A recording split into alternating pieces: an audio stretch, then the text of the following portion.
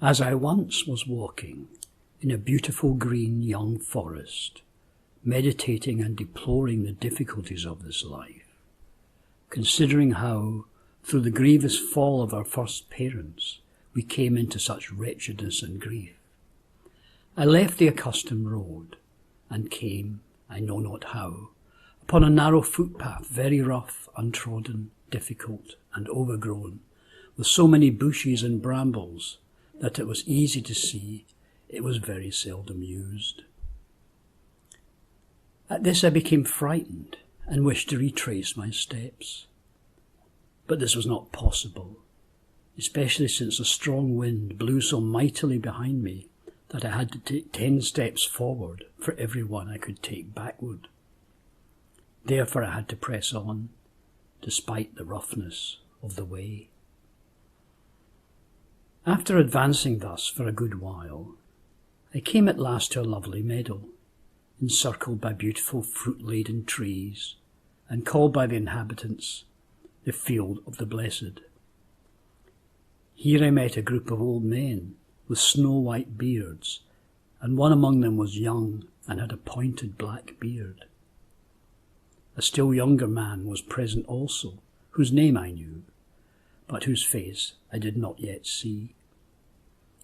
These men conversed about many things, particularly about a high and great secret in nature which God kept hidden from the multitude, revealing it only to the few who loved him. I listened to them for a long time, and their words pleased me much. But some amongst them appeared to mutter foolishly. Indeed, not about the objectives of the work, but about parabolas, similitudes, and other parergons. In this they followed the thigmata of Aristotle, of Pliny, and of others, each of whom had copied from the other. At this I could no longer remain silent, but put in a word of my own, answering many futile things on the basis of experience, so that many listened to me, examining me in their speciality, putting me to some very hard tests.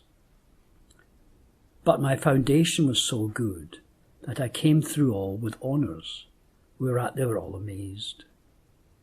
However, they unanimously accepted me into their brotherhood, at which I rejoiced heartily. But they said that I could not be a full colleague so long as I did not know their lion. But they said that I could not be a full colleague so long as I did not know their lion, and was not fully aware what he could do internally and externally. I was therefore to set about diligently to make him submissive to myself. Confidently, I promised them I would do my best, for I enjoyed their company so much that I would not have parted from them for anything in the world. So they led me to the lion, and very carefully described him to me. But what I was to do with him at first, no one would tell me. Indeed, some of them did give me certain hints, but so confusedly that not 1 in 1,000 could understand them. However, when I had tied him and made certain that his sharp claws and pointed teeth could not harm me, they no longer kept anything back. The lion was very old, fierce and huge. His yellow mane hung over his neck, and he really appeared unconquerable. I was nearly terror-stricken, and had it not been for my agreement and for the old men who stood around me to see how I would begin, I would have run away. Confidently, I approached the lion in his cave and began to cajole him. But he looked at me so sharply with his glittering eyes that I nearly let my water for fear. At the same time, I remembered that as we went to the lion's cave, one of the old men had told me that many people had attempted to conquer the lion, but very few had succeeded. Since I did not wish to fail, I recalled many grips I had learned through careful application to athletics, and in addition I was well trained in natural magic. So I forgot about the pleasantries and attacked the lion so artfully and subtly that before he was aware of it, I had pressed the blood out of his body, indeed, out of his heart itself. The blood was beautifully red, but very choleric. But I examined his anatomy further, and found many things which greatly surprised me. His bones were white as snow, and they were of greater quantity than his blood. When my old men, standing around the cave and watching me, realized what I had done, they began to dispute with each other violently, so that I could see their gestures. But what they said I could not understand, because I was so far inside the cave. And when they began to shout at each other, I heard one who cried, "He must also bring the lion to life again, otherwise he cannot be our colleague." I did not wish to make trouble. Therefore I walked out of the cave and crossed a broad space. Then I came, I do not know how, to a very high wall, which rose over 100 ells into the clouds. But above there it did not have the width of a shoe. From the beginning where I started to the end, there ran an iron railing along the top of the wall, well fastened with many supports. I walked along the top of this wall and thought I saw someone going a little ahead of me on the right side of the railing. After I followed him a while, I saw someone following behind me on the other side of the railing. To this day I do not know whether it was a man or a woman, who called to me and said that it was better to walk on his side than where I was going. I easily believed this, for the railing which stood in the middle of the wall made the passageway very narrow, so that it was difficult to walk along it at such a height. Then, behind me, I saw some people who wanted to go that same way. So I swung myself under the railing, holding it fast with both hands, and continued along the other side till I came to a place on the wall where it was especially dangerous to descend. Now I regretted that I had not remained on the other side, for I could not pass under the railing again. Also, it was impossible to turn back and take the other way again. Therefore, I summoned my courage, trusted in my sure-footedness, held on tightly, and descended without harm. When I went on for a while, I had indeed forgotten about all dangers, and also did not know where the wall and railing had vanished. After I had descended, I saw standing a lovely rose bush, on which beautiful red and white roses were growing. But there were more of the red than of the white. I broke off some of them and put them on my hat. I soon saw a wall encircling a great garden, in which there were young fellows. Their maidens also would have liked to be in the garden, but they did not wish to make the great effort of walking the long distance around the wall to the gate. I was sorry for them and returned the whole distance I had come, then followed a smoother path, and I went so fast that I soon came to several houses, where I hoped to find the cottage of the gardener. There I found many people. Each had his own room. Often two were working together slowly and diligently, but each had his own work. And it appeared to me that all this they were doing I had done before them, and that I knew it all very well. Then I thought, look, if so many other people do such dirty and slovenly work only for appearance's sake, and each according to his own ideas, but not established in nature, then you yourself are forgiven. Therefore I would not stay there any longer, for I knew that such art would disappear in smoke, so I continued on my destined way. As I now went toward the garden gate, some looked at me sourly, and I feared that they would hinder me in the fulfillment of my intentions. Others, however, said, "See, he wishes to go into the garden, but we who work for so long in this service have never entered it. We shall laugh at him if he blunders." But I paid no attention to them, for I knew the plan of the garden better than they, although I had never been in it, and I went straight up to the gate.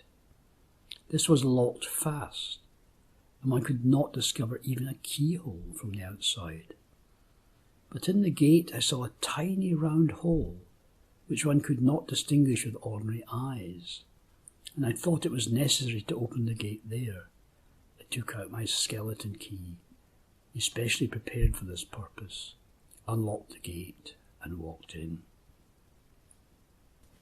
After I was inside the gate, I found more locked gates, but I unlocked them without more difficulty. But I found that this was halfway, as if it were a well-built house, about 6 shoes wide and 20 long, covered with a ceiling. And although the other gates were still locked, I could see through them sufficiently into the garden as soon as the first gate was opened. And so, in God's name, I wandered further into the garden. There, in the midst of it, I found a little flower bed, square, each of its 4 sides 6 measuring rods long, and covered with rose bushes, on which the roses were blossoming beautifully. Since it had rained a little and the sun was shining, a very lovely rainbow appeared. After I left the flower bed and had come to the place where I was to help the maidens, behold, instead of the walls there stood a low wattled fence, and the most beautiful maiden, dressed all in white satin, with the most handsome youth clad in scarlet, went past the rose garden, one leading the other by the arm, and carrying many fragrant roses in their hands. I spoke to them, asking how they had come over the fence.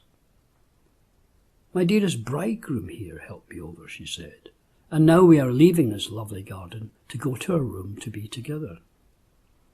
"I am happy," I replied, "that without further effort of mine you can satisfy your wish. Nevertheless, you can see how I ran so long a way in so short a time only to serve you. After this I came to a great mill built within stone walls. Inside were no flour bins nor any other things necessary for milling. Moreover, through the wall one saw no water wheels turning in the stream. I asked myself how this state of affairs came about, and one old miller answered me that the milling machinery was locked up on the other side. Then I saw the miller's helper go into it by a covered passageway, and I followed close after him. But as I was going along the passage, with the water wheels on my left, I paused, amazed at what I saw there. For now the water wheels were above the level of the passage. The water was coal black, although the drops from it were white, and the covered passageway itself was not more than 3 fingers wide. Nevertheless, I risked turning back, holding fast to the beams over the passageway. Thus I crossed over the water safely. Then I asked the old miller how many watermills he had. He answered, 10. This adventure I long remembered, and daily wished I could know what it meant. But when I saw that the miller would not reveal anything, I went on my way. In front of the mill there arose a high paved hill. On its summit some of the old men I have mentioned were walking in the warm sunshine. They had a letter from the Brotherhood and were discussing it among themselves.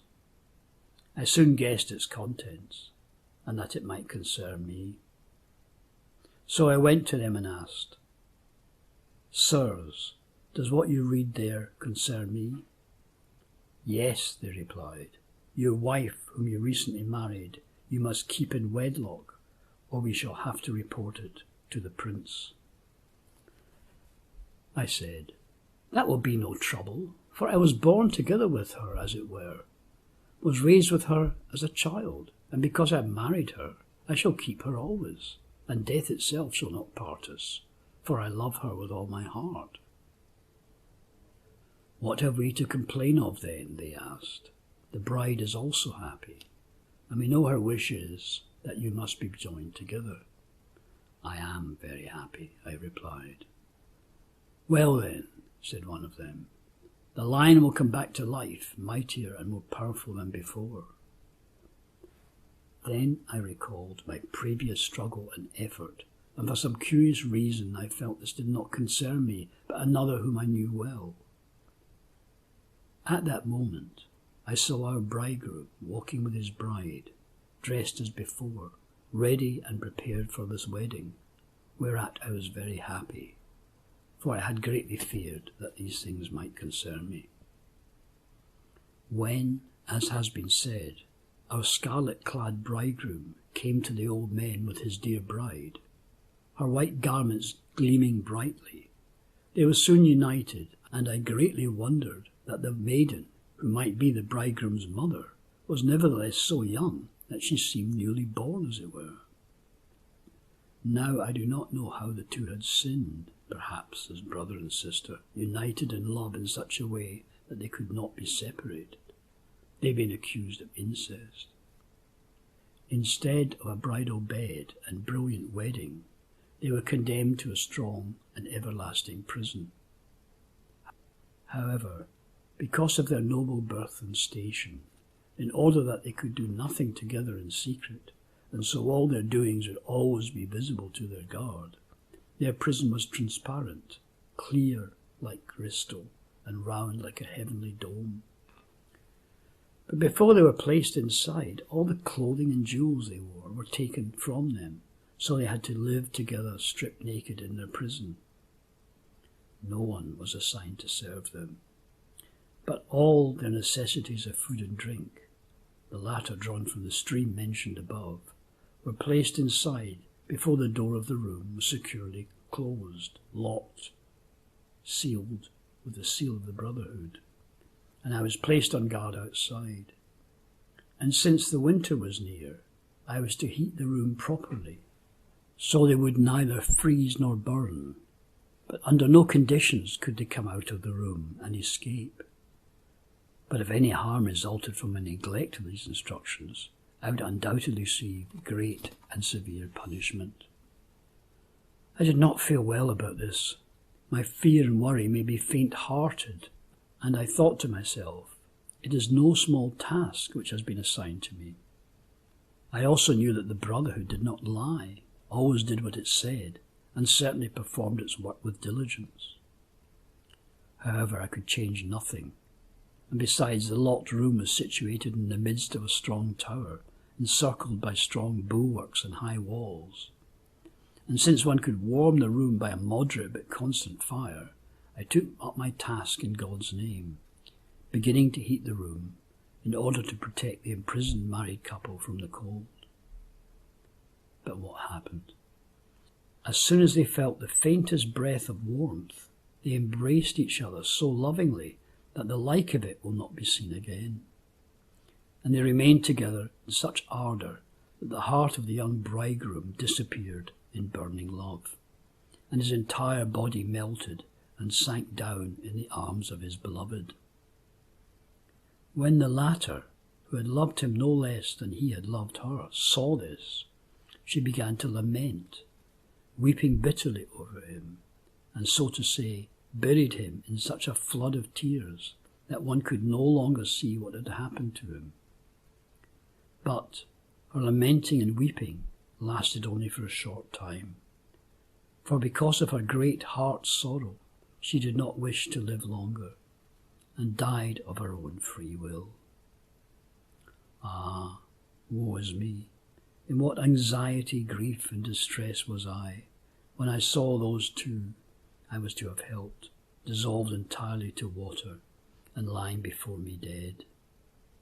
Certain failure was there before my eyes, and moreover, what to me was the bitterest, and what I feared most were the coming taunts and sneers, as well as the punishment I would have to undergo. I passed a few days in careful thought, considering what I could do, when I recalled how Medea had restored the corpse of Jason to life. So I asked myself, if Medea could do it, why cannot you do it also? Whereat I began to think how to proceed with it. But I did not find any better method than to maintain a steady warmth until the water would recede and I could see the dead bodies of the lovers once again. Then I hoped that I would escape all danger to my great gain and praise. Therefore, for 40 days I continued with the warmth I had begun, and I saw that the longer I did this, the more the water disappeared, and the dead bodies, black as coal, came to view. And indeed this would have happened sooner had not the room been locked and sealed so tightly. But under no conditions dared I open it. Then I noticed quite clearly that the water rose high towards the clouds, collected on the ceiling of the room, and descended again like rain. Nothing could escape, so our bridegroom lay with his beloved bride before my eyes, dead and rotten, stinking beyond all measure. Meanwhile, I saw in the room a rainbow of the most beautiful colours, caused by the sunshine in the moist weather, which heartened me no little in the midst of my sorrows. And soon I became rather happy that I could see my two lovers lying before me. However, no joy is so great that sorrow is not mixed with it. Therefore, in my joy I was sorrowful, because I saw the ones I was to have guarded lying lifeless before me. But since their room was made from such pure and solid material, and was shut so tightly, I knew that their soul and their spirit could not escape, but were still enclosed in it. So I continued with my steady warmth, day and night, carrying out my duty as prescribed, for I believed that the two would not return to their bodies so long as the moisture was present. This I indeed found to be true, for in many careful observations I observed that many vapours arose from the earth about evening, through the power of the sun, and ascended on high as if the sun itself were drawing up the water. But during the night they gathered into a lovely and fertile dew, descending very early in the morning, enriching the earth and washing the corpses of our dead, so that from day to day, the longer such bathing and washing continued, they became even whiter and more beautiful. But the more beautiful and whiter they became, the more they lost their moisture, until at last, when the air became light and clear, and all the foggy damp weather had passed, the spirit and soul of the bride could no longer remain in pure air, and returned into the transfigured, glorified body of the queen. And as soon as the body felt their presence, it instantly became living once again. This brought me no little joy, as one can easily imagine, especially as I saw her arise, dressed in a very rich garment, the like of which very few on this earth have seen, wearing a costly crown adorned with perfect diamonds, and heard her say, "Hearken, you children of men, and learn, all of you who are of woman born, that the All-Highest has power to enthrone kings and to dethrone them. He makes rich and poor according to his will. He kills and makes to live again. And all this behold in me as a living example. I was great and I became small. But now after I have become humble, I have been made queen over many realms. I was killed and am resurrected again.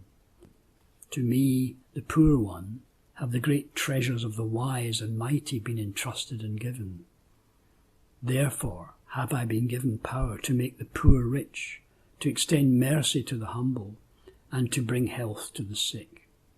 But not yet am I like my dearest brother, the great mighty king, who will also be awakened from the dead. When he comes, he will prove that my words are true." And as she said this, the sun shone brightly, the days became warmer, and the dog days were near at hand. But long before the sumptuous and great wedding of our new queen, many costly robes were prepared from black velvet, ash-grey coloured damask, grey silk, silver-coloured taffeta, snow-white satin, Indeed, a silver piece of extraordinary beauty, embroidered with costly pearls and worked with marvellous clear sparkling diamonds, was also made ready. And robes for the young king were also made ready, namely of pink, with yellow orlan colours, costly fabrics, and finally a red velvet garment adorned with costly rubies and carbuncles in very great numbers. But the tailors who made these garments were invisible, and I marvelled when I saw one coat after another, and one garment after another being finished. For I knew that no one except the bridegroom and his bride had entered into the chamber. But what astonished me the most was that as soon as a new coat or garment was finished, the former ones disappeared from before my eyes, and I did not know where they had gone, or who had locked them away. And after this costly coat was made, the great and mighty king appeared in all his power and glory, and there was nothing like him. And when he discovered he was locked in, he asked me in a friendly manner and with gracious words to open the door for him, so he would be able to come out. And he said it would result in great blessing for me. Although I was strictly forbidden to open the room, I was so overwhelmed by the great appearance and the gentle persuasive powers of the king that I opened the door willingly. And as he walked out, he was so friendly, gracious, even humble, that one could indeed see that nothing graces noble persons so much as do these virtues. And since he had passed the dog days in the great heat, he was very thirsty, weak, and tired. And he asked me to bring him some of the fast-flowing water from beneath the water wheels of the mill, which I did, and he drank it with great eagerness. Then he returned to his chamber and told me to lock the door fast behind him, lest someone should disturb him or waken him from his sleep. There he rested for a few days, and then he called me to open the door. But I saw that he had become much more handsome, full-blooded, and splendid, and he also noticed it, and he thought that the water was marvellous and healthy. Therefore he asked for more, and drank a larger quantity than he had the first time, and I resolved to enlarge the chamber. After the king had drunk his fill of this wonderful beverage, which the ignorant do not value at all, he became so handsome and glorious that in all my life I never saw a more splendid appearance, or anyone more noble in manner and character. Then he led me into his kingdom and showed me all the treasures and riches of the world, so that I must say that not only did the queen speak the truth, but he also gave the greatest part of it to those who know the treasure and can describe it. There were gold and precious carbuncle stones without end, and the rejuvenation and restoration of the natural powers, as well as the recovery of health and the removal of all illnesses, were daily occurrences there. But most delightful of all in this kingdom was that the people knew, reverenced, and praised their Creator, receiving from him wisdom and knowledge, and at last, after this happiness in the world of time, they attained an eternal blessedness. To this may God, Father, Son, and Holy Spirit help all of us.